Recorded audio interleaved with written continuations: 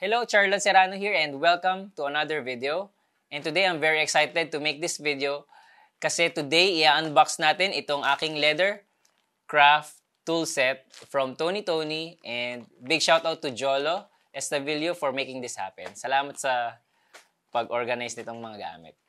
So yeah, simulan na natin and I hope samahan nyo rin ako sa aking leather goods era. Let's go! Short story time. So, I've been a video editor for so many years na rin. And alam niyo naman, as a video editor, hindi natin nahawakan yung mga gawa natin. Nakikita lang natin siya. So, I'm longing and I'm looking for something na, alam mo yun, yung mahawakan mo, maamoy mo, and masasabi mo na, wow, ito yung gawa ko. Gawa ng mga kamay ko.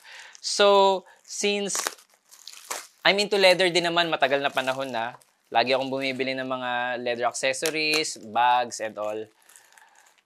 I really wanted to, to try this out, and today, ito na yung start.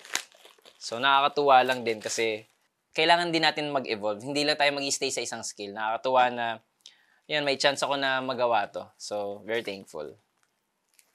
Kayo ba, may mga gusto rin ba kayong gawin na matagal nyo nang gustong gawin pero hindi pa nagkaka-chance? I hope magka-chance na para, di ba, masubukan at magawa nyo na rin. Kailan pa, di ba? So, yun. Unang bumungad sa atin, itong Toco Pro. It's a burnishing gum. Ayan. Actually, bago lang talaga din ako. As in, few knowledge lang, tinuruan ako ni Jolo, yung aking mentor. Pero, yun, as time goes by, I'm sure, marami rin naman ako matututunan. YouTube University. And, yun. Siguro, mga sasali tayo sa mga events and all in the near future. So, let's see kung saan tayo dadali ng leather craft journey na to. Okay. May hammer or mallet. Wala na siya. And ito yung leather kit na available sa Tony Tony. Leather tool set. 18 pieces siya. So, yan. Ito, this is mine na matagal na to. So, unang bumungad sa atin din ay ang mallet. Pangpukpok siya sa leather and sa pricking irons. Actually, hindi pa ako well-versed sa mga terms, pero yan, aalamin natin. Boom! Let's go! So, I'm sorry ha, kung hindi ko pa alam yung mga tawag dito. Pero, eventually, malalaman din natin. So, ito ay parang skiving knife ata to or what? Next, parang ito ay glue spreader. So, pang spread siya sa mga glue. Yan, ganyan. Next, ang alam ko, ito yung ginagamit sa sides ng leather. Lalagyan mo siya ng ganito, burnishing gum. And then, kukut-kutin mo siyang ganun para maging maganda yung finish. And then, syempre, threads. I ordered a red and black and brown na thread. So, para may options tayo sa mga gagamitin natin. Labas ko na rin. So, ito, parang ito ay guide sa pagni-needle. So, iraran mo siya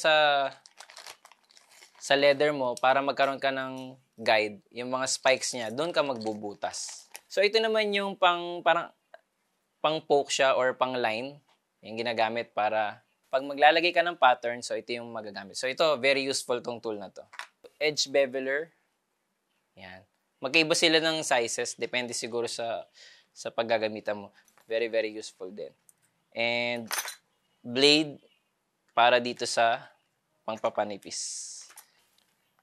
Okay, another edge beveler. Ang ganda niyang klase kasi kahoy siya. Sandpaper. And also, yan. Ito naman yung, ano rin to as guide din to sa side. At ito, mga gamitin din siya. Breaking iron, iba't ibang sizes. Merong apatan. Nakaslant yung kanyang mga prongs. Ito rin, skiving knife ata or parang ganun.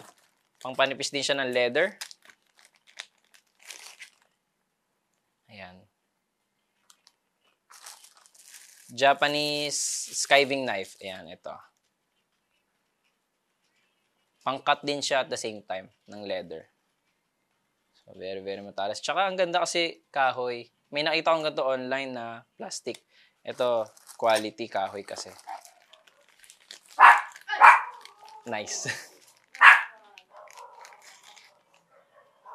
There's another tool. So, yan. I think sa edge siya or paano siya gamitin. Pag-aaralan pa natin. Screw punch. So, ang ganda niya kasi mapapalitan mo siya ng bit. Kung anong size yung gusto mo. And then, pupukpukin mo lang siya ng ganun sa leather. Thankful kay Jolo din kasi binigyan niya ako ng silver pen. Very helpful to pang draw ng line and guide. Also, ng eraser noon. Tapos, para ready na ako sa ibang crafts na possible kong gawin.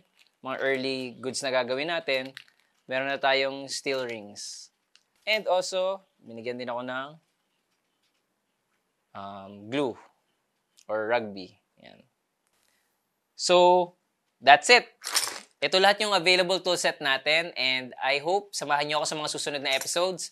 Comment nyo kung ano yung mga gusto nyo makita and yung mga gagawin natin na leathercraft using these tools. And kung hindi ka pa naka-follow and subscribe, please do so. And I hope to see you on the next one. Maraming salamat!